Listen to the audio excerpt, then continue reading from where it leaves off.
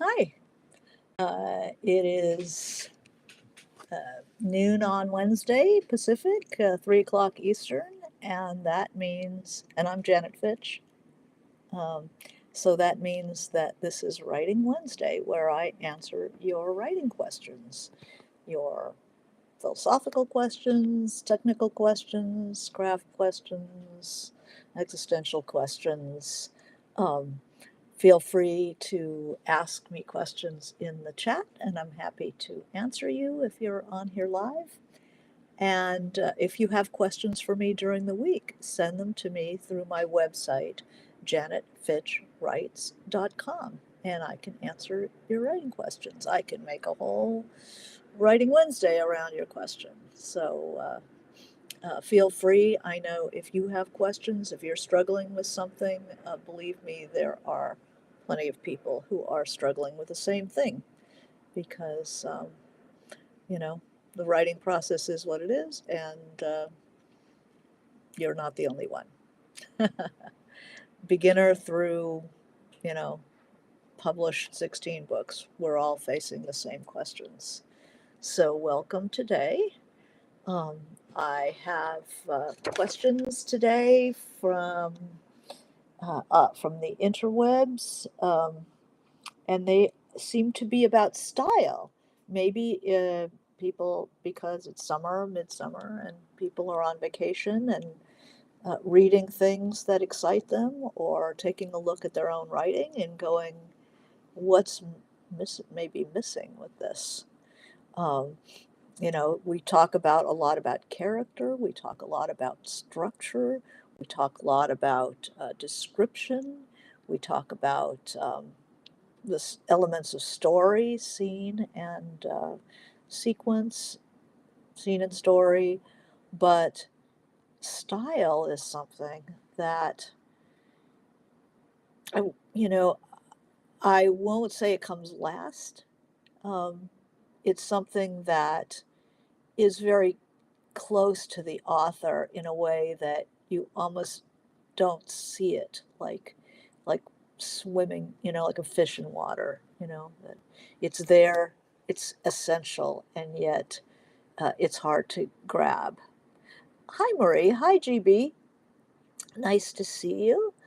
Um, so I got two questions. So that always tells me that it seems to be going around.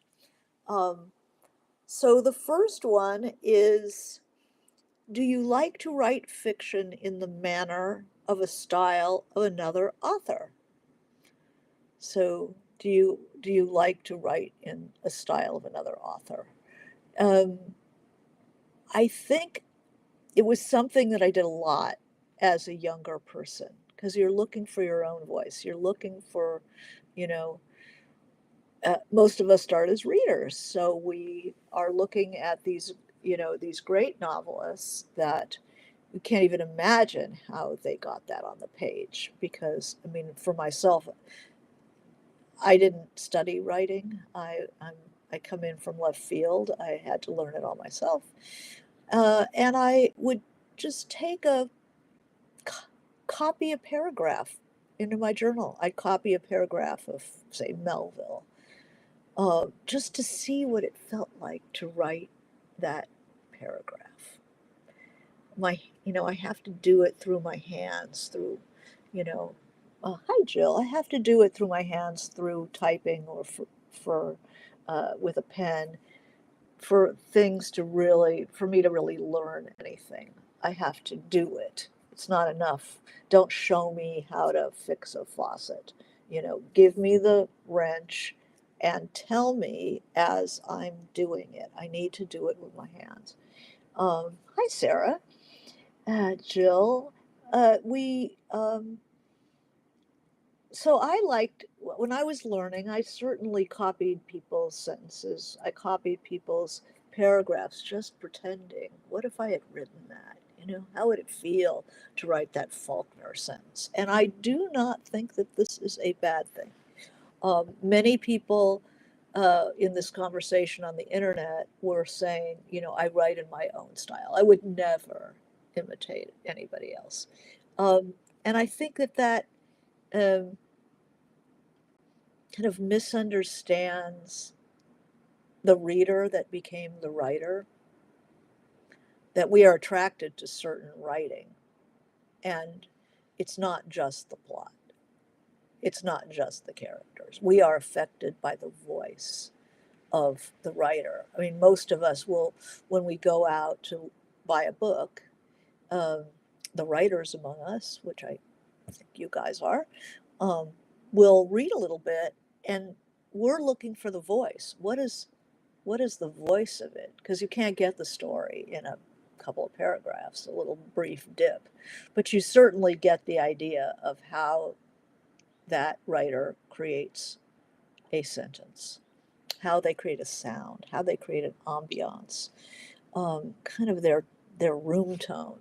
If you've ever done any recording, um, and so I advise people when I'm teaching, um, I assign it. I pick people who are strong stylists, that whose style, whose voice you cannot miss. Um, because blandness of style is something that, um, there are many, many more books published than ever before. I think most writers are aware of that. Um, but to have a pronounced style is still, um, a rare thing. And when an editor or an agent sees a pronounced style on the page, it draws attention, because most of what they see, hundreds and hundreds and hundreds of submissions, have no style. They have no flavor. They're like oatmeal, you know? And then you get one tangy thing with salsa on it. It's like, wow, that is interesting. That is tasty. So it's not that we're going to focus on style to the exclusion of story and character and dialogue and stuff, but it is part of the mix. And the best way to enter into that conversation, um, is to find some people with a really strong style. Try to copy out a sentence, copy out a paragraph or a page, because you're going to play with this, and then study it and ask yourself, what marks that style? What am I seeing? How is that created? Um, is it is take a look at word choice, level of diction, length of the sentences, variety in the length of the sentences, and syntax, the way they organize a sentence. Where do they put dependent clauses, or do they? What kind of connectors? Do they use compound sentences, and, or are they using, dependent clauses? Do they use a uh, dependent clause that begins a sentence, an introductory clause?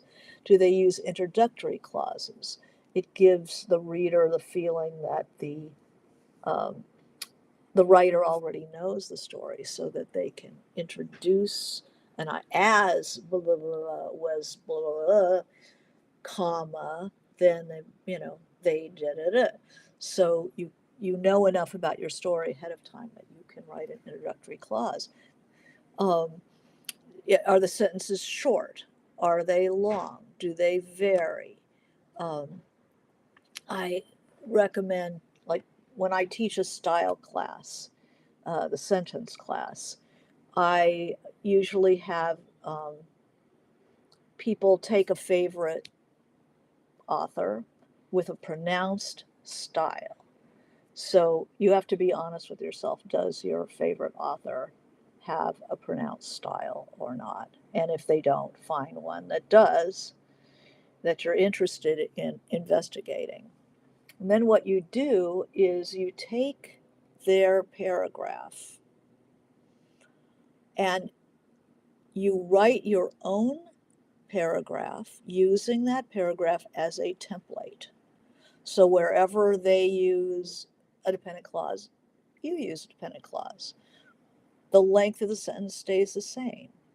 The order of adjectives and nouns and verbs stays the same.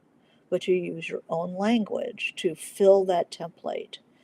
And then you're going to get an idea of what it's like to write like Henry James, what it's like to write like David Foster Wallace, what it's like to write like Cormac McCarthy. And then you can interrogate the page of what are they doing that makes that voice so strong. Often it's vocabulary, it's word choices, um, crunchy words, interesting words. Um, but often it's the music, which is about, it's in the sentence. It's like, how do they connect their thoughts? How do they organize their syntax? What's the music of that writer? Because that's what we're talking about when we talk about style. You can think of it as a music, you can think of it as a scent, but I like music because it's rhythmic, the rhythm of the sentence, the poetics of prose. If you look in the art of writing, the art of fiction by John Gardner, which I think is the absolute best uh, guide to writing fiction. He has a whole chapter in there on rhythm and the way, I mean, he actually goes through it like it's a poem and gives you an idea of the rhythm of that work. How fast is it? How slow is it? How short are the sentences, etc. So as you fill in that template, you will notice in a way that you probably haven't noticed before. So I do encourage people to write in the manner of other writers, to investigate. Now, there are a lot of people who say, I write in my own style. I don't, never imitate anybody. I never emulate. But normally that is not really true. That there are certain writers whose work we admire when we're young writers, that it's like, God, I would love to write like that. That is my dream writer. If I could write like that, I would be so happy. And then there's a stage of your development where you do emulate them. You can tell, who's in love with what writer when they're early on. It's like, oh God, I have to be Faulkner, and everything is going to look like Faulkner, and it's Faulkner, Faulkner, Faulkner, until it's not. You write your way through that phase. Eventually, the writer that you emulate, if it's one writer, and your own voice will start emerging. And you realize that you're not Faulkner, you're not going to be writing like Faulkner, but there's a flavor still in the soup. He's like the soup bone that went in there. So you don't have to worry that people are going to read it and say, oh, this is so and so. I read Ocean Vuong, and Ocean Vuong studied with a poet, Li Young Lee, in Chicago, who's one of my favorite poets. And you read Ocean Vuong and you hear Li Young Lee a little bit, just a little bit. When you read Li Young Lee, he has a memoir, and I can tell that he's a Dylan Thomas guy because I hear Dylan Thomas little phrases, the way Dylan Thomas will have an adjective and a verb. I mean, an adjective and a noun. He takes a verb and makes an adjective out of it, and that I see that in anybody who has been in workshop with. I was in this workshop with Kate Braverman, and anybody who was in that workshop for any bit of time, there's a little flavor of that in the writing. You'll start to see the sibling relationship, and anybody who studies with a certain writer, the a little bit of the flavor of that writer will often be in the writing of a whole group, you know, and maybe it'll surface in different ways. Maybe it'll appear in this person's syntax, it'll appear in this person's vocabulary choices. Um, Maybe the person likes to put lists, and so that will be inherited. Hi, Wendy. That will be inherited. There's a lot of flavors in writing, and I don't think that, what's it called, the agony of influence. People are so terrified that somebody will say they were influenced by someone. Geniuses don't come out of Zeus's forehead. Let me tell you. We stand on the shoulders of giants, and having been influenced is not a sin. It's a flavor. Your teacher used oregano, and you came to kind of like a little oregano in your food. You know, it's more like that. It's a scent. It's a rhythm. And when you have when you do the exercise that I'm talking about, which is to take multiple strong stylists and write your own paragraph based on one of their paragraphs, using the same syntax, the same rhythms, the same syntax, the same um, level of diction, really exploring that. You can do it with multiple different kinds of stylists. Hi, Marie. Yes, I have done writing workshops on this topic, and I might do it again. Um, the Then you get a look at the possibilities, the rhythms, the music of these different writers. So what I've used is uh, I've used when I do my workshop, I use styron for the long sentence. I use Didion for the short sentence. I use so there's two schools, you can say, in American literature. There's the Faulkner school, the long sentence, or the Hemingway school, the short sentence, the journalist. So people think, you're a failed journalist or failed poet. So Hemingway, the journalist, failed journalist, you know, let's, that's how it's described. I don't think he's a failure. And Faulkner, the failed poet. So the long sentence tends to be the Gothic, Joyce Carol Oates, whereas the Hemingway school, short sentences, often screenwriters. Um, Didion is a perfect example of the Hemingway school. So Sarah asks, is the transfer of style from a workshop instructor due more to osmotic influence, to reading, studying their work, or from the workshop feedback, or all of the above? Um, I think it is that you're attracted to working with that person because you were attracted to their work. If it's out of the blue, if you just picked somebody at random from a UCLA writers group or catalog or community of writers offering, um, you will be most affected by the writer that is where you want to go.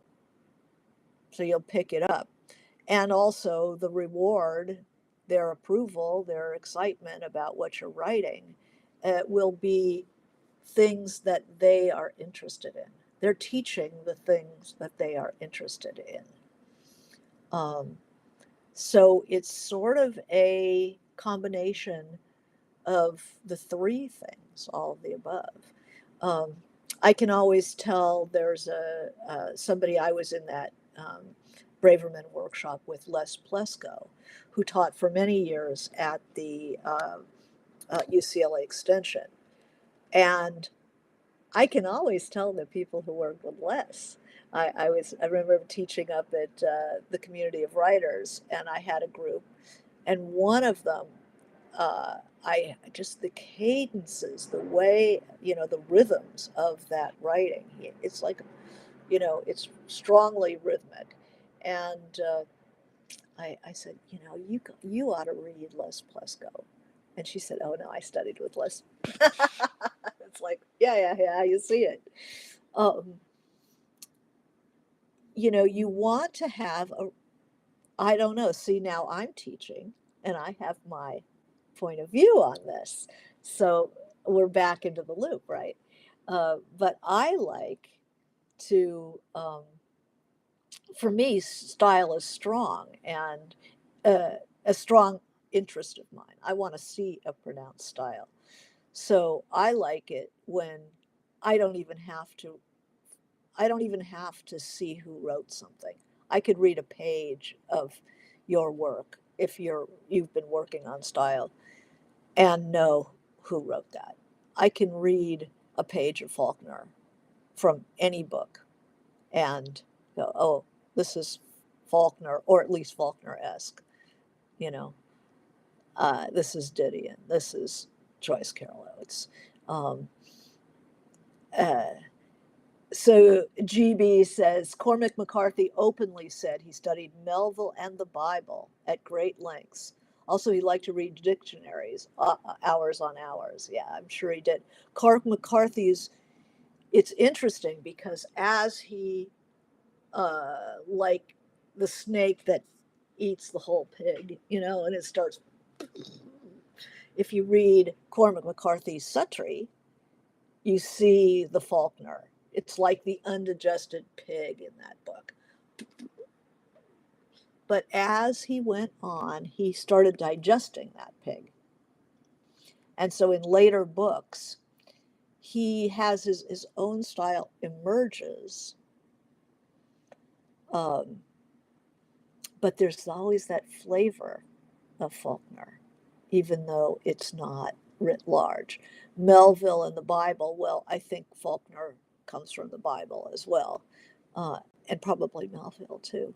I haven't read up on Faulkner that deeply, but most of the Southern writers are very strong on the Bible, as is Dylan Thomas. That's a very strong influence in the way the cadences go. Hi, Chris. Good to see you. We're talking about style today and how it's formed and how to work on it. Um, so the question is, do you like to write fiction in the manner of other people? You get so much, you learn so much from taking a paragraph or a page of some noted stylist and see what they're doing. If you take a paragraph of, say, Chandler, is another person I use, he's very good on metaphor, extremely good on metaphor. So stop and write out his and then see how, then try to do it yourself. How high was it? Chandler would say, I would, the end of my foot itched, but my bank account was trying to crawl under a duck. Like, how low was it? It was trying to crawl under a duck. So ask yourself, you know, the end of my foot did what? Wanting to kick somebody. And, but my bank account blank, and try to get, how low was it? How high was it? And as you work on that ability that, hi Amy, as you work on that ability that Chandler had, you strengthen that part of your writing. And it doesn't mean that you're going to end up writing like Chandler in hard-boiled noir, but there will be a flavor. Hi, Alicia, good to see you. There will be that flavor still there. So do not worry about the agony of influence. So the writers that I use in that class, I use Chandler, I use Styron, representing the Faulkner camp. I use Didion, representing the Hemingway camp. Um, I use, who else is in there? I use Jean, is it Jean Philippe? Jean Louis Jouvet, Jouvet, for the high style, European, very aristocratic style, which one of the things that drives me absolutely crazy is um, when I read historical fiction.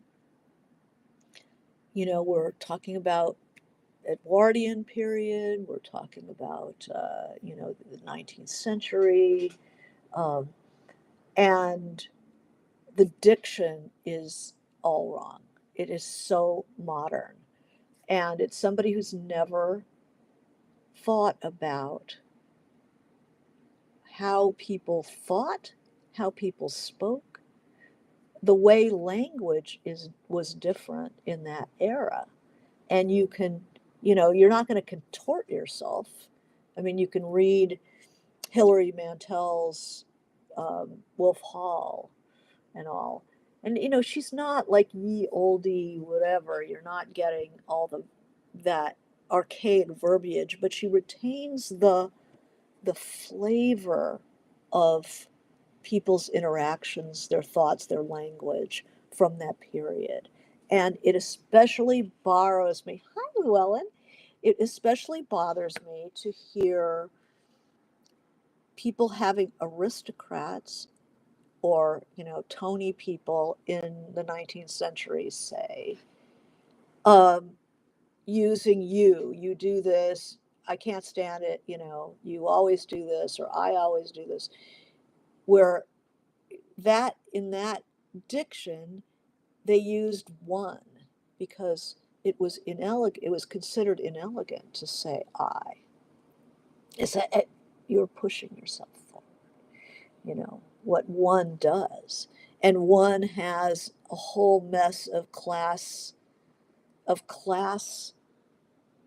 commentary, unspoken class commentary behind it. Because when you use what one does and what one doesn't do in the 19th century, say, um, it's not referring to everybody.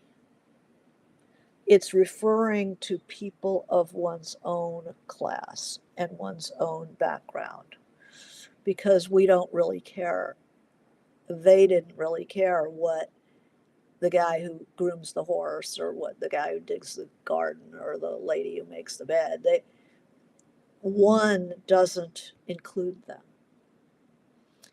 One includes people who have been raised like me and people of substance.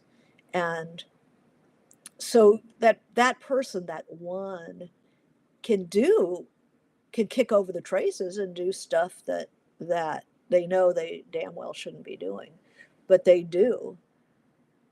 But they still know the rules. They know the rules, and so what one does or what doesn't one doesn't do is still applicable. They are not modern people, and they don't think like modern people, and it drives me crazy when the author has not bothered to understand the high style. So it's just clunky, clunky, clunky. There's the castle of my father yonder. That's what it sounds like to me. As somebody who hasn't tried for that kind of elegance. So I use Jouvet. We take a big paragraph of him and try your own language, your own story, your own character in there, but you move through the sentences the way he would. And it opens up, oh my God, that's how you do it, a high style. That isn't that hard. It isn't that hard. I use Fernando del Paso, who is an amazing Mexican um, uh, novelist. He has a book called Palinuro of Mexico that is just, it's like it's like Joyce on ecstasy. It's so joyous and word drunk and lists, and it reminds me of being young. So if I ever feel like if I feel old, like I can't embrace a younger character's energy, I might do this exercise myself with Fernando del Paso. Um, uh, uh, oh God, I'm lost the thread. Uh, Palinuro of Mexico, just to refresh that. It's really joyous. I'll use, what else do I use in that class? Let's see, I actually got some of my, oh, I use Poe. Try to write, try to write a little Poe paragraph or a page using your own kind of character, but seeing how does Poe ratchet up your anxiety. I mean, he writes horror. So how does he ratchet up your anxiety?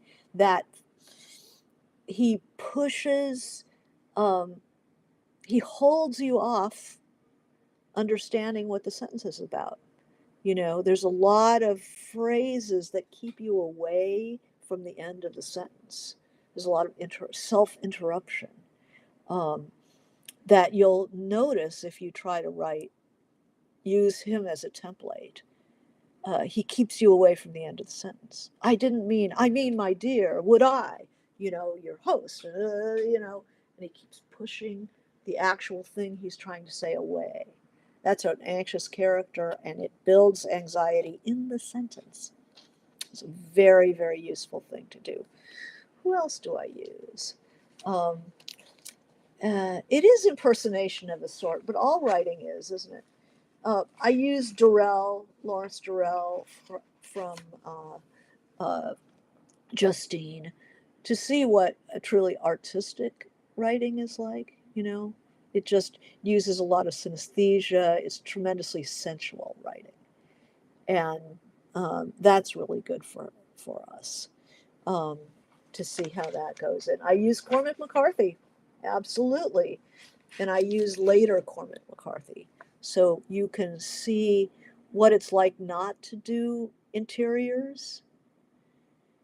The language is very plain, purposefully plain. So he's outgrown his florid Faulknerian. He's digested the pig. Um, but um, and he uses a very plain language. He doesn't use dependent clauses. He uses just conjunctions, and. Rather than da da da, comma, because, blah, blah, blah, comma, when, blah, blah, blah, using prepositions. He uses just, I went to the barn and I took out the horse and I loaded up the pack and, we put the dead guy on the third horse. And think about when you write that, then think about, you'll notice as you're writing how that bends your subject matter, because that kind of writing is good for something. And the exercise I use for that is you have the character is about to kill somebody or wreak mayhem, um, and you don't refer to what they're about to do. You have them just go to the drugstore and buy some stuff.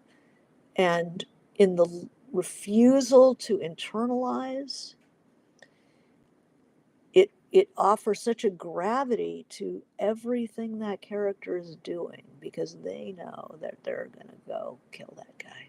But first, they're going to buy some stuff. And you never have to refer to what they're about to do. And it's so heightens the drama. So GB says style might be defined as the lens through which one sees the world. Yeah, I mean, yes, it's like what you notice, but it's more embodied than that. It's the rhythm, the breath you take, the rhythm, the level of diction, how high or low this is going to be, how long the sentence is, how lyrical or how staccato. Um, it's musical. It's more musical than that. Um, Sarah says, at what point did you feel like you had fully found your own style? I think it changes with each book a bit, because subject matter also has its um, influence. I think I think White Oleander was strongly um, poetic. My second novel, lyrical, certain kind of sound, of rhythm. Second novel was a punk rock novel, so more staccato, um, more abrasive, more in your face, little less. Um, it's yeah, a little less time, a little more um, shock, a little more corners. The Russian novel was also a poet, but an extremely well educated girl, um, and a very excitable person. So a little more on the vehement side, more on the how would I how would I characterize that? A little more on the Palanur of Mexico side, exuberant and poetic and dramatic.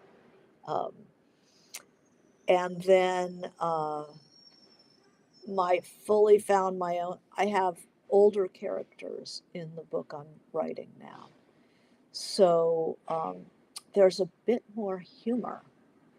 There's a bit more playfulness in the language with this one because I think older people, interesting older people anyway, have a more, and this is apropos of your question, GB, about the lens through which you see the world, that these older people have more, a little bit more distance, a little bit more of a sense of humor, much more of a sense of humor because they've been through stuff and they survived it. But also, I have a character with a very sharp temper, much more so than anything I've written before. And that also comes across very strongly. So, that stylistically is going to be another flavor in the mix. Um, so, you'll have to see how that uh, how that boils, what that's like, how that tastes once I get it served up. Wendy says, would it be wrong to use various styles in a short story collection?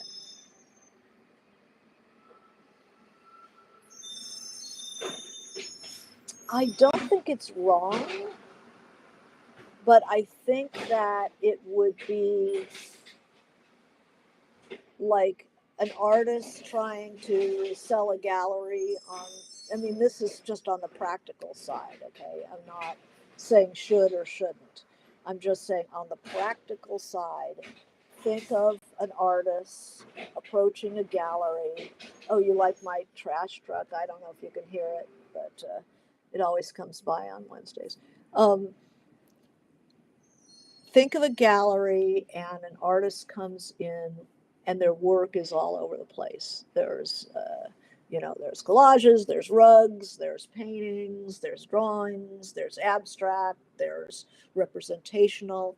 And a gallery would look at that and say, I don't know who this is. I don't know who this is. It doesn't hang together. It's not a show here. I don't know what I can do for you because there will be nothing associated with, if the artist Jane Doe, there's nothing associated with Jane Doe that an art collector can say, okay, that's what they're doing. So the same thing with the collection. The more varied the styles uh, of a collection, the less a agent or an editor can understand who you are. You know, I mean, are they Faulkner? Are they Didion? Are they, I mean, are they, a long sentence, the short sentence? Are they, lyrical? Are they, quippy? Are they modern? Are they, you know, elegant, high diction, 19th century? Um, it would be a very difficult sale. All of this work of developing a style is important. It will be important to you to develop a recognizable style. I'm just saying you can't do it out of thin air. You have to start somewhere, examine it, explore it, just, and then decide, after having written some Didion pages yourself and after writing some Joyce Carol Oates stuff yourself, some Cormac McCarthy stuff yourself, then you think, okay, what am I writing about? What is most suitable to what I'm writing? What felt most organic? You will, when you do a bunch of these exercises of doing other people's working, using them as a template, you will see for yourself. It's like, oh, this is what suits me. This was very natural. This I had to tie myself in knots to do his style. But to do this style is a pleasure, and I just feel it so strongly. You're starting to narrow down where you're really coming from. So Wendy, Alicia says, check out Trust Me by John Updike. Similar themed stories, but stylistically very different. Well, that's interesting. I'll check that out too. Um, and Sarah says, I feel like authors are often asked about their writing influences, but not always asked of who they might have dialed into for a particular book. Um, that's interesting. There's a couple of different things when you look at writers' influences. When they talk about it, often it'll be people that you go, really? Them? It will be very confusing that somebody, that writer A will say that they were strongly influenced by writer B growing up, and you're going like, what? Like Don DeLillo and Tarzan of the Apes. It's like, but on some hidden level, there was a transfer of energy there. There was something that we may not be able to see. It's a very strange question to ask a writer, um, but interesting. Writing influences. I tend to go towards what you would call lineage masters. Like, who's your lineage? So I can say, um, major influences being, this person, and then who were their influences, and then who were their influences, and then who were their influences. So for me, I would say, my lineage would probably start with Dostoevsky and Dickens. And Dickens, and the interesting thing is, Dostoevsky was influenced by not the Russians. He was influenced by Poe and Dickens. So you have Poe and Dickens, Dostoevsky. Then I would say I'd go right to Faulkner from Dostoevsky, that long sentence. Um, and heightened reality. And then I'd go from Faulkner to Joyce Carol Oates. Again, the long sentence, very gritty, um, lyrical writing. And then kind of another strain of it would be the Miller Nin strain to the Beats, to Kate Braverman, who was my teacher. So there's sort of an overlap there. Um, uh, let's see. Uh, GB says, when one lives in a foreign country and has to learn and speak another language, one begins to see and hear the world differently. Absolutely. And then there are certain writers who write in their adopted language. They don't write in their home language. Some people have to write in their home language and then be translated. Um, but there are some who write in their adopted language, and that's very interesting. Like Nabokov, he was trilingual from the get go. So I don't know that English was really his third language, but he writes, his English is very much inflected by his Russian and his French. Um, he plays with language in a way that a native speaker would not. So that's interesting too. Um, Somebody is writing in Italian who kind of adopted Italian, Italian, Italy. It'll come to me. Pardon the pun. Alicia says, Janet, we just want to check out your library card. No way could you own all those books. Yeah. So Wendy says the workshop that she had taken with me, the style workshop, really helped with the voices of different characters also, especially with the first point of view. And Sarah says, I think Janet owns quite a few books. Yeah, I do. I do. I used to be a completist. You know, I have to have all the Faulkner, all the Dostoevsky. And in later years, I figure I can always go to the library. Um, so I took out I kept the books that I read and reread, and then release the ones that I can find anywhere. Um, so Jill says, I think my writing has been influenced by poetry and my journalism background. Absolutely. Um, the journalists tend to be less lyrical, shorter sentence, um, a little bit less introverted, less internalized. Poets are excellent on the sound of words and strong on images, metaphors, and so on. So Llewellyn said Beckett with French. You thought, oh, that's right, because Beckett's first language was English and he decided to write in French. That is absolutely true. I'm trying to think of the Italian. Somebody now who is writing in Italian moved to Italy. Maybe a Russian. I should think of that. Um, so this is another one. Same. We're talking about writing. These were the questions from the week from the internet. Um, if you had to describe your writing style to anyone, how would you do it? And that's just something you need to write down right now.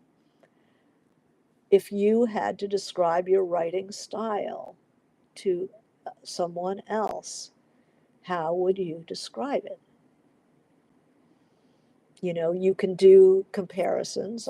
It's like if Dostoevsky and if Poe and Dickens had a child who was Russian and conservative, you know, and overwrought and in debt, who would they be? Dostoevsky. You know, if two writers had a love child, who would you be? And why? The why is every bit as important as the who, because it shows that you understand what kind of a writer you are. Um, was Nin, Anais Nin, her first language French, Spanish, or English? Her first language, let's see, the parents were Spanish speaking. So my guess is that Spanish was her first language. They lived in France. They moved to America when she was 9 or 10, and she spoke no English. So English was her last language, but she wrote in English. So that's interesting. It has a very French feel to it, her English. Um, there are a lot of overtones. But this is a good exercise is if you had to describe your writing style to anybody, how would you do it? Um, what kind of music would it be? If you had to accompany that book with a song, with music, what music would it be? Do you write a long sentence? Do you like a short sentence? What's your vocabulary like? Um, uh, is it imagistic? Is it sensual? Um, if if you have trouble, it's not a necessary exercise, but it will help you think of yourself in as part of this conversation. That, oh, do I have a style? Do I try? Do I, you know, how would somebody else describe my style? Um, and sometimes people come up with things that are kind of, what do they call it in television? Aspirational. You know, you see, oh, I see myself as a cross between Melville and, you know, Joan Didion.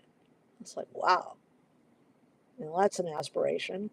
I can't picture it, but good. Uh, but then it's learning, it's trying to absorb those influences, and usually first you swallow the pig and everything you do sounds like Hemingway or sounds like David Foster Wallace. But eventually you digest the pig and it's not as prominent or problematic. Eventually it is you, but it takes a little exploration. Um, so I would describe my writing style. Each book is a little bit different from my point of view, but from the reader's point of view, I suspect that the reader would read all of my books and be able to take a page out of any of them left on the desk and go, oh, yeah, that's Janet Fitch's, or it sounds like Janet Fitch.